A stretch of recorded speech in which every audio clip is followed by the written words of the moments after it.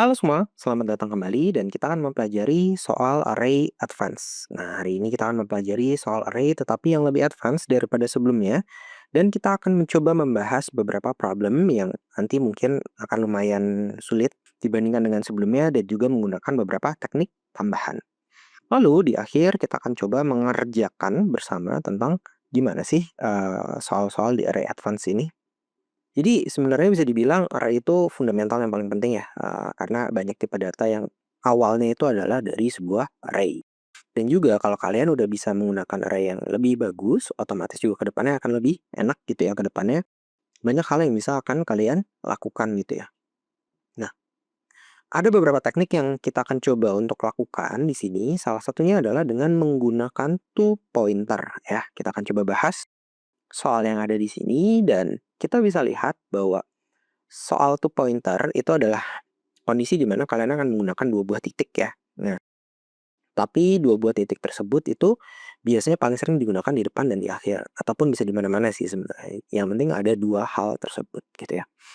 Kita baca dulu secara soal di sini, create a function that checks if an array contains any two equal number.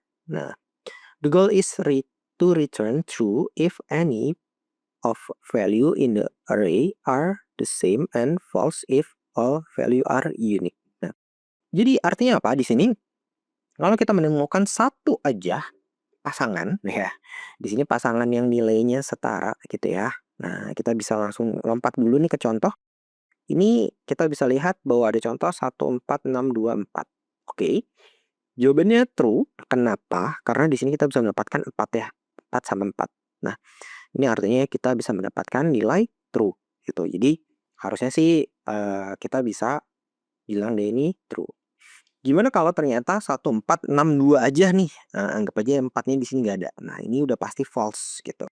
Kenapa false? Karena tidak ada angka yang sama gitu ya, gitu. Oke. Dan di sini kita coba bahas dulu nih, gimana sih caranya ngerjain.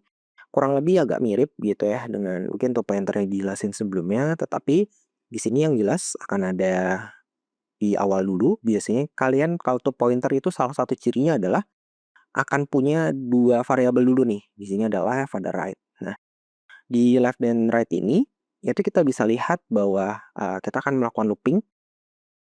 Di sini dimulai dari ketika yang paling kanan ya itu akan lebih kecil daripada satu. Ya sebenarnya ini kanan ya.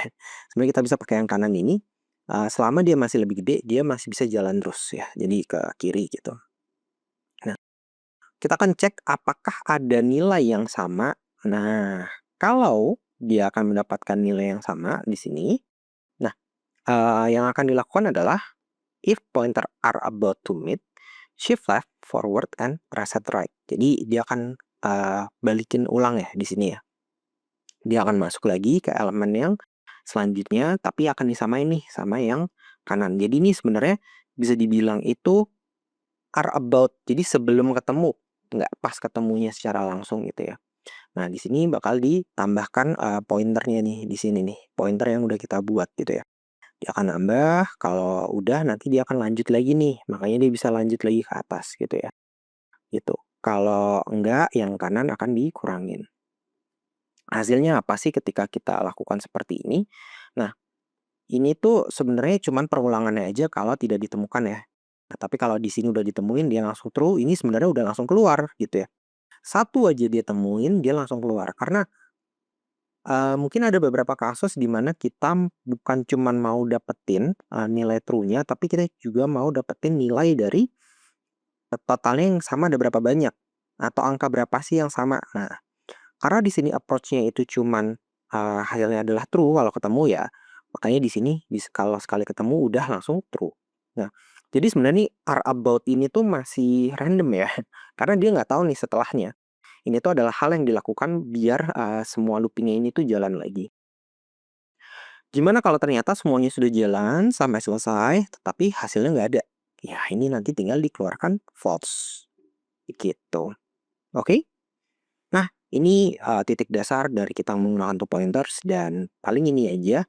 Dan kita akan lanjut ke contoh soal selanjutnya. Ini kita menggunakan yang namanya sliding window. Nah, Ini agak sedikit berbeda nih ya. Jadi mungkin secara konsep akan sedikit lebih sulit dibandingkan dengan two pointer. Oke, kita bisa lihat di sini create a function that finds maximum sum of any two consecutive numbers is in an array using the sliding window technique ya. Nah, jadi soalnya lumayan spesifik di mana kita disuruh pakai sliding window dan di sini the goal-nya adalah to return sum found by sliding window the size of two across the array. Nah, jadi ini tuh bukan mendapatkan total nilai yang terbesar aja, tapi harus yang sebelahan. Konsekutif ya, berarti artinya harus sebelahan. Nah, kita bisa lihat dulu aja dari sisi example-nya seperti apa di sini.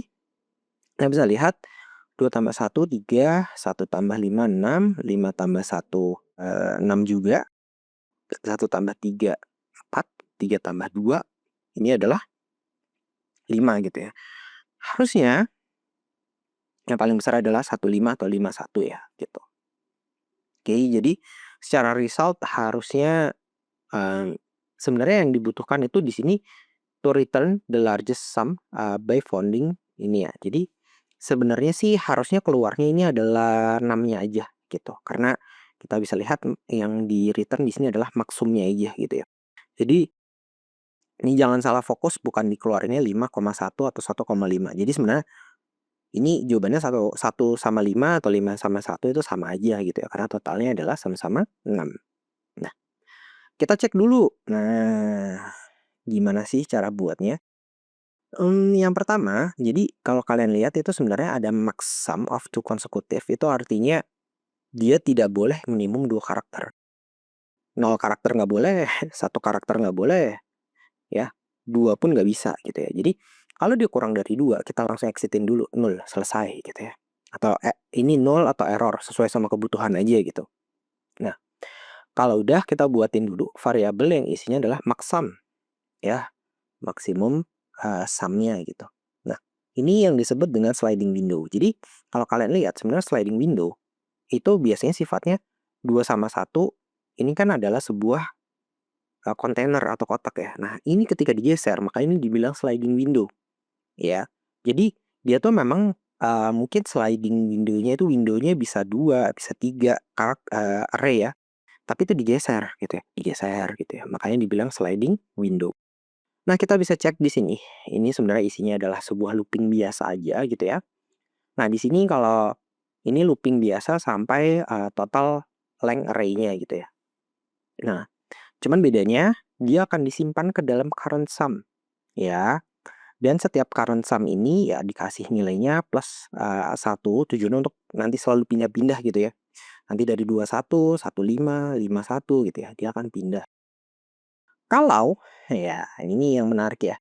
Kalau current sum-nya itu lebih besar daripada max sum yang sebelumnya, maka max sum ini akan di-reassign nilainya, ya. Di-reassign gitu. Nah, akhirnya apa? Akhirnya dia mendapatkan nilai yang paling tinggi. Makanya 15 atau 51 itu harusnya nilainya pasti sama gitu, nggak akan ada bedanya.